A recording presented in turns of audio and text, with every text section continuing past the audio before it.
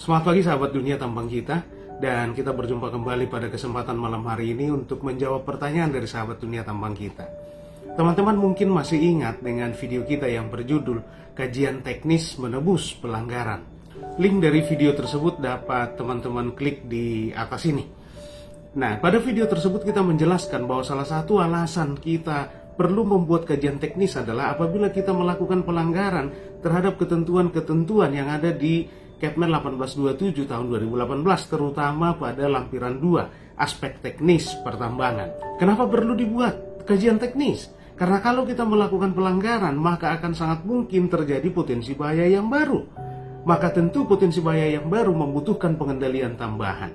Potensi bahayanya apa, pengendalian tambahannya apa, itulah yang kita perlu tuangkan di dalam kajian teknis. Berdasarkan video tersebut, salah satu sahabat dunia tambang kita bertanya seperti ini. Masih ada ya diskusi terkait kajian teknis ini? Menurut saya kajian teknis ini perlu dicermati dan ditindaklanjuti dengan sangat teliti dan detail. Karena dampak dari kajian teknis yang tidak dilakukan secara bertanggung jawab dan profesional, maka akan berdampak negatif terhadap operasional suatu perusahaan dan bisa berakibat fatality bahkan. Kajian teknis yang bagaimana yang perlu harus dilaporkan ke KAIT oleh seorang KTT dan kajian teknis yang bagaimana yang tidak perlu dilaporkan ke KAIT. Nah, itu inti pertanyaannya sebenarnya. Atau apakah semua level kajian teknis operasional pertambangan harus dilaporkan ke KAIT atau oleh KTT? Jika ada kajian teknis yang tidak perlu dilaporkan ke KAIT, bagaimana proses verifikasi dan validasi suatu kajian teknis ini? Sudah sesuai atau tidak? Karena jangan sampai ada oknum yang kemudian hanya membuat kajian teknis tapi tidak bisa dipertanggungjawabkan dan hanya sebagai syarat administratif saja. Nah, pertanyaan yang sangat bagus sekali dan merupakan sikap antisipatif. Jangan sampai kajian teknis itu kajian teknis yang dibuat-buat asal memenuhi persyaratan administratif, akan tetapi kualitasnya tidak memadai, sehingga pada saat nanti diaplikasi tetap saja akan menimbulkan kecelakaan. Baik, sebelum kita bahas mengenai kajian teknis mana yang harus disampaikan ke KAIT dan mana yang tidak wajib disampaikan ke KAIT, terus mau diapain, akan kita bahas. Akan tetapi jangan lupa dukung terus channel ini dengan subscribe, bunyikan belnya, like, share, dan juga komen.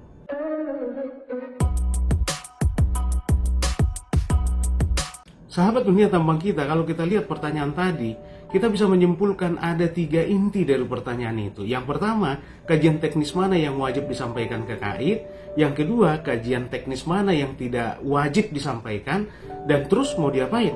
Nah, pertanyaan yang ketiga, bagaimana verifikasi atau validasi atau evaluasi kajian teknis ini?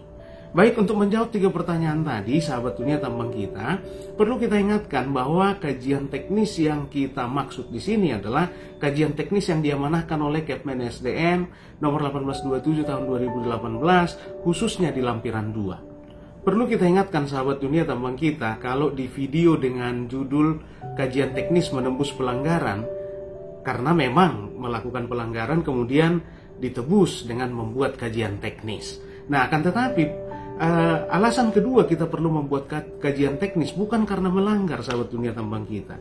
Di lampiran 2 Kepmen 1827 diamanahkan ada hal-hal tertentu yang walaupun tidak melanggar kita perlu membuat kajian teknis. Misalnya saat ada 2 IUP yang bersebelahan kemudian akan melakukan penambangan bersama untuk mengoptimalkan konservasi sumber daya. Nah, tentu harus didahului dengan kajian teknis.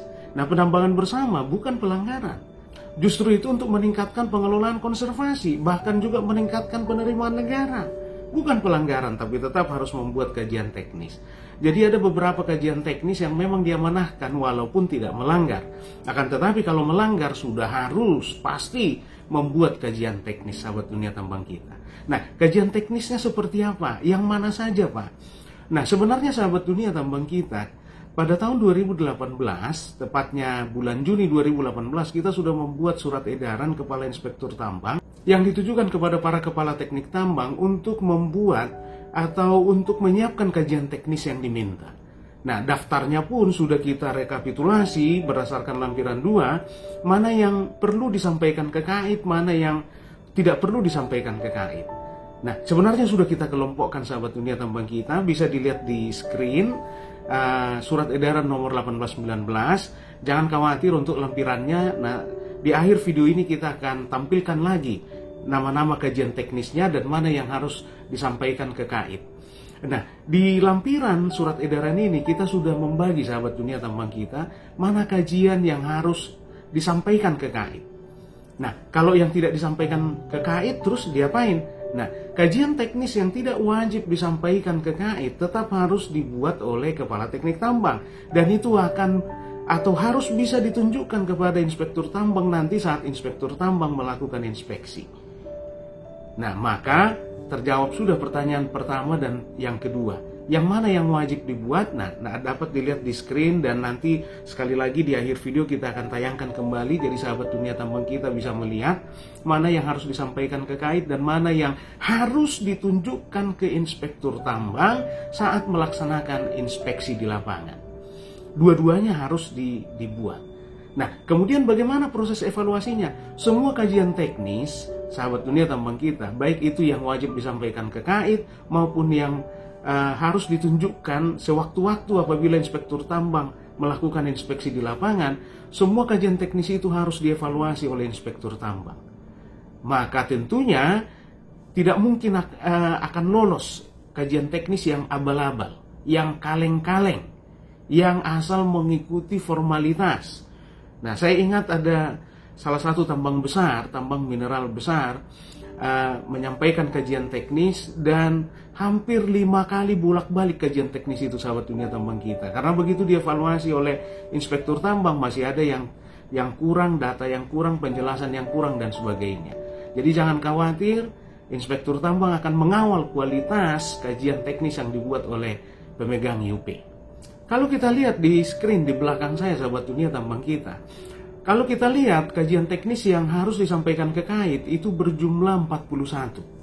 Dan kajian teknis yang harus dibuat dan tidak wajib disampaikan ke KAIT, akan tetapi harus bisa ditunjukkan sewaktu-waktu apabila inspektur tambang meminta saat inspeksi di lapangan, itu berjumlah 12. Totalnya 53. Akan tetapi sahabat dunia tambang kita, perlu kita ingatkan jumlahnya masih lebih banyak daripada itu. Misalnya kalau kita lihat kajian teknis yang wajib disampaikan ke Kepala Inspektur Tambang nomor 28, yaitu daya dukung jalan pertambangan. Yang disebut daya dukung jalan pertambangan sebenarnya sudah mencakup banyak hal. Mulai dari lebar jalan, di mana disampaikan di sana lebar jalan kalau dia 2 arah minimal 3,5 kali lebar kendaraan yang paling lebar, atau kalau 1 arah 2 kali lebar kendaraan yang paling lebar. Belum lagi grade jalan maksimal 12% atau sesuai dengan spesifikasi kendaraan angkut.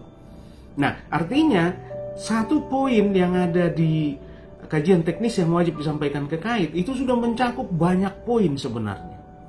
Jadi jumlah sebenarnya bukan 42 sahabat dunia tambang kita. Maka dalam rangka mengidentifikasi kajian teknis apa yang perlu kita buat, silahkan lihat daftar ini dan juga silahkan lihat lampiran 2, karena di dalam daftar ini di kolom pertama sudah disampaikan posisinya di posisi amanah untuk membuat kajian teknis ini. Di lampiran 2 Kepmen 1827 juga disampaikan, misalnya nomor 28 tadi lampiran 2E dan sebagainya. Jadi tolong diidentifikasi juga di sana. Yang detail di Kepmen 1827 tahun 2018 lampiran yang kedua, ya. Jadi jangan terkecoh dengan jumlah 41 dan 12. Masih lebih banyak sebenarnya sahabat dunia tambang kita. Akan tetapi lagi-lagi tujuannya bukan untuk mengerjai perusahaan, pemegang IUP atau kepala teknik tambang. Akan tetapi itu untuk melatih kita untuk comply dengan peraturan. Sehingga kalau melanggar perlu kita evaluasi. Kenapa melanggar, dan walaupun melanggar apa yang harus kita lakukan supaya tetap aman. Itu tujuannya sahabat dunia tambang kita. Baik, saya pikir sudah terjawab pertanyaannya tadi. Ada 3. Yang pertama, kajian teknis mana yang wajib disampaikan ke Kepala Inspektur Tambang dan mana yang tidak wajib, terus mau diapain. Kemudian yang ketiga, siapa yang mengevaluasi dan bagaimana kualitas evaluasi terhadap kajian teknis ini. Nah, sahabat dunia tambang kita, kalau masih ada pertanyaan terkait dengan kajian teknis atau pendapat lain atau saran, silahkan masukkan di kolom komentar. Atau pertanyaan baru yang tidak terkait dengan kajian teknis misalnya, silahkan masukkan di kolom komentar. Sebelum kita akhiri video ini, mari kita lihat daftar dari kajian-kajian teknis yang harus disampaikan ke Kepala Inspektur Tambang dan yang tidak wajib disampaikan ke kepala inspektur tambang, tapi harus bisa ditunjukkan sewaktu-waktu inspektur tambang meminta saat inspeksi di lapangan.